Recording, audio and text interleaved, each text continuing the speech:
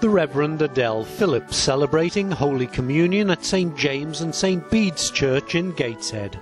It was only 18 years ago that women like Adele Phillips were first ordained. Now they make up a third of the Church of England's priests, and for her congregation it all seems very normal. We've had 2 women vicars since I've been, and both of them have been exceptional here. I think it's worked really well. Tomorrow in York, the Church of England's General Synod will debate what may be even more controversial, the creation of women bishops. Of course, I'm in favour of women being bishops.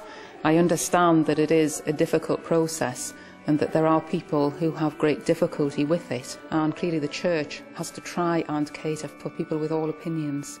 Opinion in this church today was generally in favour. I think it's brilliant. We've got the same opinions as men. We are mentally, I do think maybe it's a little bit stronger. I think it's a brilliant idea. I've nothing against them. I think it's a good idea. My mum's a vicar, and I think bishops can be a bit important, but they can actually choose women to do it as well.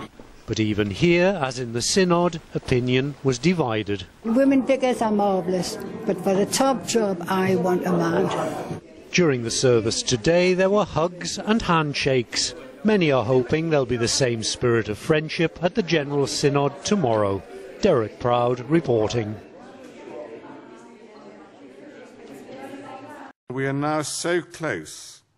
Let us not jeopardise the prospects of success. It's been a debate that's been going on for decades, but just as it seemed a decision was to be made, deadlock again. This time over an amendment in the document that would see women as bishops, and frustration about a clause which suggests female bishops would be second-rate to males. The amendment put forward by the House of Bishops was done with every good pastoral intention. A vote was taken today and the whole process has been adjourned so that the clause can be removed.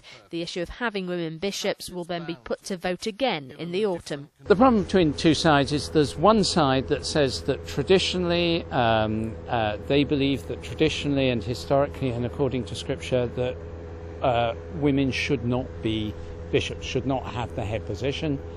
And there's the other side, which declare an interest I'm on, which says that it's both permitted by Scripture and is the way that the Church should be. It should be entirely inclusive of women in every position in the Church. One of those traditionalists who didn't vote in favour of the adjournment was Bishop Geoffrey Rowell. If we were to, say, have a female Archbishop of Canterbury or something like that, would that horrify some people? I think it probably might horrify some people because there's a wide spectrum of opinion. I wouldn't really use the word horrify. I think they would find it difficult. I don't think it is sexist. After the amendments that were made a few weeks ago, this really was the only option that wasn't disastrous. Of course it's about gender.